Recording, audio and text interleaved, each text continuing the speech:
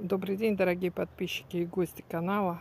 Хочу поделиться с вами такой радостью. У меня цветет садовая азалия, или по-другому называют листопадный рододендрон. В этом году она у меня просто шикарная, благодаря тому, что я посадила на специально сделанную грядку. Эта грядка сделана для садовой голубики, и в том числе для нее тоже нашлось место. Это у меня вторая садовая азалия, или второй листопадный рододендрон. Это сортовой, в отличие этого. И вот такая красота в этом году. Да, рядом много растений, надо будет их убрать. До свидания. Всем мира и добра.